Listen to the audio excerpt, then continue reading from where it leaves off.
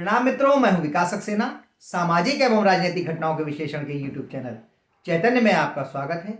आप देख रहे हैं विकास की बात। सरकारी कर्मचारियों से जुड़ी एक बहुत बड़ी खबर आ रही है।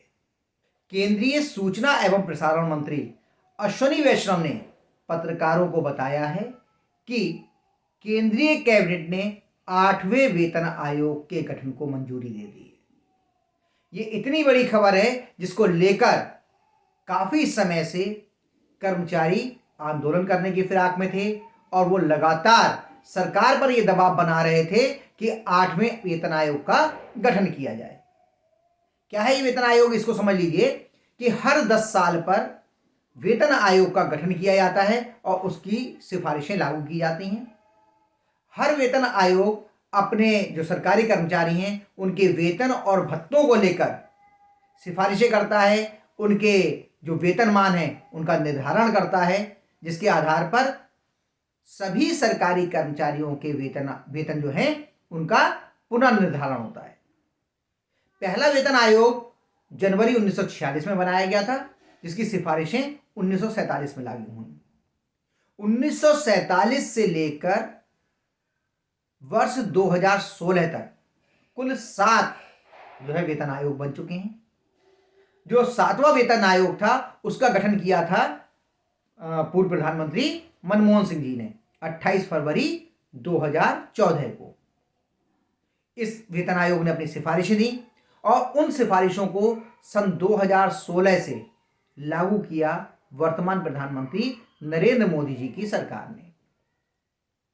सरकार लगातार ये मना कर रही थी कि हम 8वां वेतन आयोग नहीं बनाएंगे, एक स्थायी हमने व्यवस्था कर दी है। इसको लेकर कर्मचारियों में काफी उहापोह थी, वे परेशान थे, बेचैन थे और कर्मचारी संगठन लगातार ये मांग कर रहे थे कि 8वें वेतनमान का 8वें वेतन आयोग का गठन किया जाए ताकि उनके वेतन और भत्तों का एक बार नए सिरे से निर्धारण हो सके।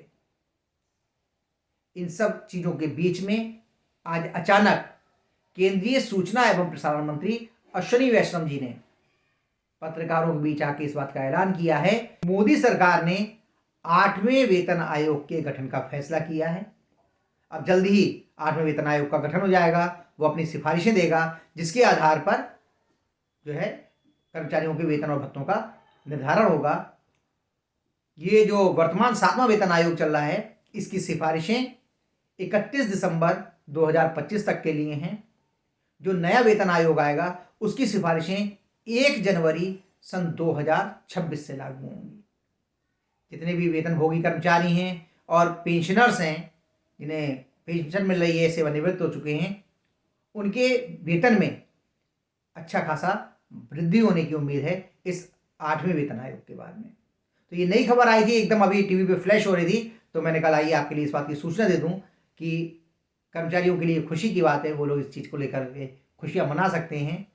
महाकुंभ का पर्व चल रहा है और वर्ष 2025 के पहले ही महीने में एक के बाद एक खुशियां मिल रही हैं कर्मचारियों के लिए। महाकुंभ का पर्व चल रहा है और इसी बीच 8वें वेतन आयोग के गठन की ऐलान कर दिया है प्रधानमंत्री नरेंद्र मोदी ने।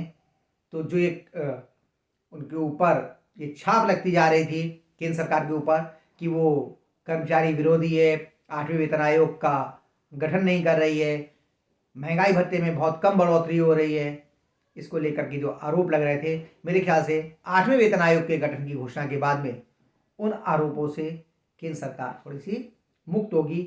और हो सकता है जब अभी 31 जनवरी को नया जो है बजट आए इस वर्ष के लिए, वित्तीय वर्ष 2025-2026 के लिए, तो हो सकता है आयकर में भी कुछ छूटों का ऐलान किया जाए केंद्रीय वित्त मंत्री निर्मला सीतारमण के द्वारा। तो उसका तो खैर हम लोग इंतजार करते हैं, लेकिन बजट से पहले जो ये ऐलान आया है ये कर्मचारियों और उनके परिवारों के लिए खुश करने वाला है। तो आज के अंक में बस इतना ही। अगले अंक में हम लोग फिर मिलेंगे किसी नए मुद्दे के साथ। तब तक के लिए अनुमति दीजिए।